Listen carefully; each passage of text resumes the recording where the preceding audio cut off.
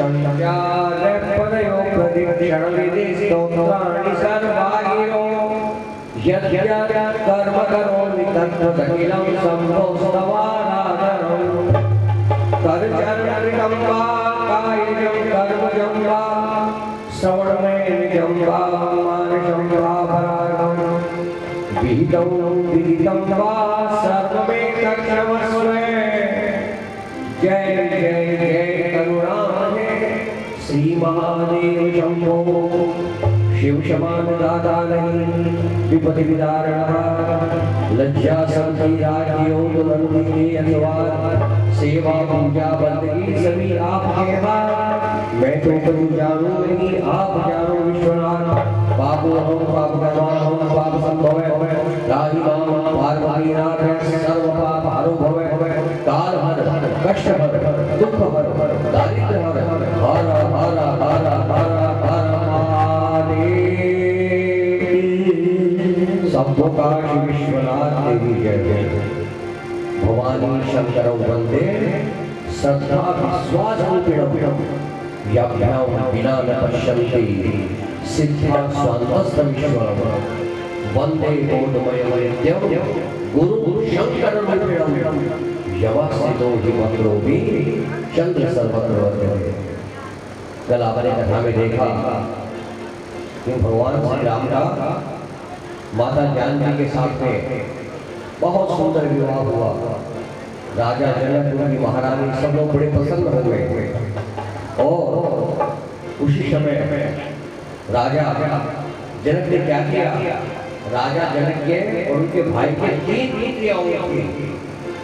तो उन्होंने महाराजा दशरथ से निवेदन किया कि हे भगवान मैं चाहता हूँ कि मेरी ये जो 3 पुत्रियां और हैं कि आपके 3 जो राजकुमार हैं भरत शत्रुघ्न लक्ष्मण इनके साथ इनका विवाह हुआ।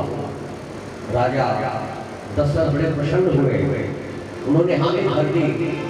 तो भरत के साथ में मांडवी का विवाह हुआ, लक्ष्मण के साथ में उर्मिला का विवाह हुआ, शत्रुघ्न के साथ में श्रुति कीर्ति का विवाह हुआ। राजा दशरथ के 4 पुत्र थे। अब 4 जो बहुएं आ गई, सीता, मांडवी, उर्मिला, श्रुति कीर्ति। आनंद हो गए राजा का। मुदिते अवधपति सकल सुत बंधु समेत निहारी जनु पाए महिपाल मणि क्रियन सहित बल राजा दशरथ ने 4 हुए। सबको देखते के अवधेश नरेश जो दशरथ है ऐसे आनंद हुए मानो राजाओं के शिरोमणि चारों फल। 4 कौन से हैं? धर्म, अर्थ, काम और मोक्ष चारों को प्राप्त कर लिया हुआ। जशीर वीर व्याधि वरणी सकल कुंवर प्यारे वरणी कहीं जाए अछूताय भूरी कमल मणि मंडकूरी कंबल वशन विचित्र पटोरे भांति भांति बहु मोलन तोरे गजनंद तुरंग दास अरुणा देव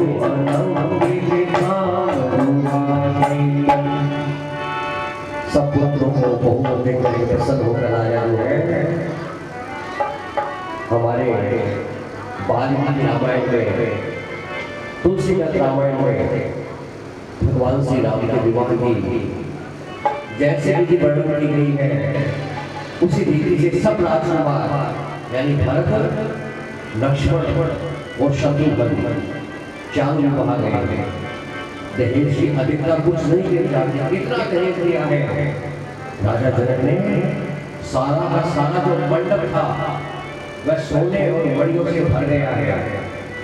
बहुत से कंबल, वस्त्र, भांति भांति के रेशमी कपड़े, अनेक कीमती गहने, हाथी, रथ, घोड़े, दास, दासियां, गहनों से सजी हुई अनेक और जो गाय है कामधेनु के समान, सब के सब जो है राजा जनक ने दहेज के अंदर अपनी पूंजियों को दी है।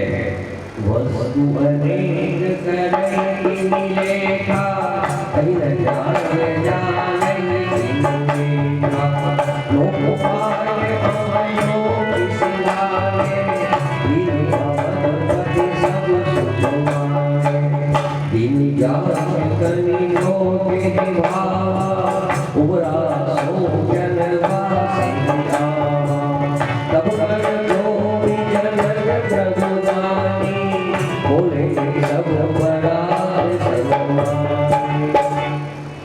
सनमाई सकल बराते आगर, दान मिले बढ़ाइए। प्रभु दिन महान ब्रह्म बंदे, पूजी प्रेम लड़ाइए। सिरुनाई देव मनाए सब सन, कहत कर संपुट किए। सुर सार चारत भाव सिंधु की, तोष जग अंधी।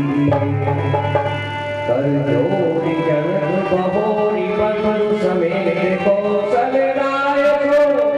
मोरे मनोहर पयन साई सने सील सुभायो। संबंध राजन रावरे हम पढ़े अब सब विधि में। यही राज साज समेत सेवन, जाने विनुपत गए। बहुत से अनेक प्रकार के विविध वस्तुएं जो है, जिनकी गिनती नहीं की जा सकती है, वर्णन संभव नहीं है। इतना दहेज जो है राजा जनक ने और भगवान श्री राम लक्ष्मण भरत शत्रुघ्न और अपने पुत्र को दिया है। और राजा दशरथ ने क्या किया कि वो जो दहेज था समान याचकों को, जो जिसको अच्छा लगा सबको दे दिया। फिर भी जो बच गया वह जनवास में चला आया। तब जनक जी ने हाथ जोड़ करके सारी बारात के सामने बड़ी मधुर वाणी के अंदर और कहा सबसे आदर दान विनय बड़ाई के द्वारा सारी बारात का सम्मान किया और कहा कि मैं आज धन्य हो गया हूँ। आज पूर्ण काम महानुभाव को कोई कुछ देकर के संतुष्ट कर सकता है। ये तो सब थोड़ा सा भेंट है जो मैंने आपको दी है। देखिए हमारे समाज के अंदर अब तो नहीं है, लेकिन जो हमारे बड़े बैठे हुए याद होगा, मुझे खूब याद है। आज से 40 वर्ष पहले 35 वर्ष पहले दहेज की बड़ी विडंबना था। और उस दहेज के अंदर एक नहीं सैकड़ों हजारों बालिकाएं जो है उन्होंने अपने जीवन से हाथ धोया है। दहेज क्या है? सनातन धर्म में कन्यादान एक धार्मिक महत्वपूर्ण रीति है। इसमें विवाह वैदिक पद्धति से होता है, जिसमें कन्या को लक्ष्मी मान करके और को भगवान विष्णु मान करके कन्या का जो पिता है वो अपनी कन्या का दान करता है। आपको याद ध्यान होगा, जब फेरे होते हैं ना, उस समय सबसे पहले पंडित जी किसको बुलाते हैं? कन्या के माता पिता को बुलाते हैं और दूल्हे राजा को बुलाते हैं। उस समय दूल्हे को नहीं बुलाया जाता, पहले दूल्हे राजा और कन्या के माता पिता को। पंडित जी फिर दूल्हे राजा के जो पूजन है वो यह मान कर कराते हैं कि साक्षात भगवान विष्णु है। जैसे भगवान विष्णु का पूजन होता है, उसी प्रकार दूल्हे का पूजन कराया जाता है। उसके बाद में वह जो कन्या का पिता है अपनी पूजी को बुला करके यह मान करके ये दूल्हा साक्षात भगवान विष्णु है और मेरी बेटी साक्षात लक्ष्मी है, इसको मैं भगवान विष्णु को प्रदान कर रहा हूँ, दान कर रहा हूँ। अब बताओ, आप तो जानते हैं, आपने कभी गाय का दान करते हुए देखा भी होगा या किया भी होगा।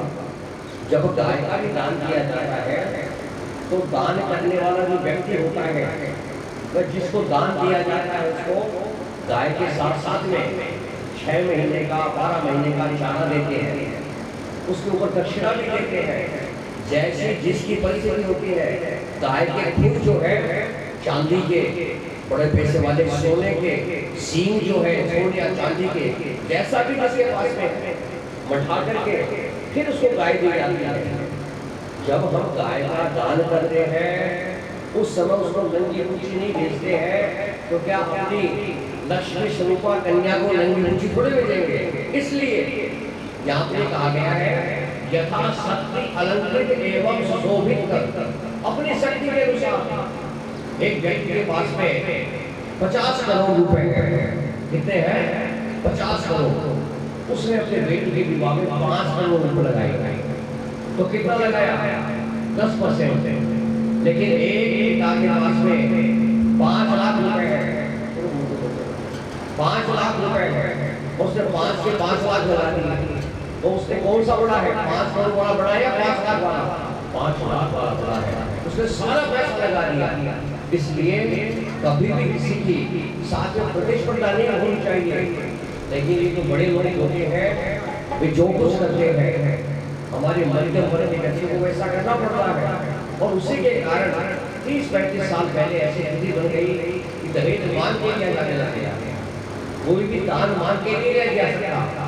दान देने वाला जो है अपनी इच्छा से देता है, अपनी श्रद्धा से देता है। लेकिन पहले इसलिए पैदा हो गई कि ये लड़का हमारा तो सरकारी नौकरी है, पढ़ा लिखा है, 5 लाख रुपए टीके में देने पड़ेंगे, इतने रुपए कचौड़े में डालने पड़ेंगे, इतना ये देना पड़ेगा, इतना ये देना पड़ेगा, कर्ज वगैरह करके लड़की वाले से। तो ये बड़ी गलत बात थी। लेकिन देखिए कभी भी लड़के वाला बड़ा नहीं होता है माताओं, बड़ा सदैव लड़की वाला ही होता है, क्योंकि वो दान देने वाला है। लड़के वाला तो फूट होता है सीधा। एक पेड़ जिसके फल लगते हैं वो झुक जाता है, और जो फूट होता है वो सीधा कटा जाता है। तो लड़के वाले तो फूट होते हैं, लड़की वाला फलदार वृक्ष है, वो झुकता है। इसीलिए आपको ध्यान में है कि जब आप रात में बनते हैं तो घर के लोग आपकी सेवा करते हैं। अरे गिलास पानी लाना, झट से लाके देते हैं। अरे ये शरबत अच्छा दिया, थोड़ा और बड़ा चलाओ, अभी लाते हैं, वो लेकर के आते हैं। जब हम घराती बन जाते हैं तो झुकते हैं, क्योंकि मानते हैं कि आने वाले भगवान विष्णु हैं और उनके साथ में आए हुए हैं, इसलिए हम उनका सम्मान करते हैं। यथा विधि यथा, ये हमारी प्राचीन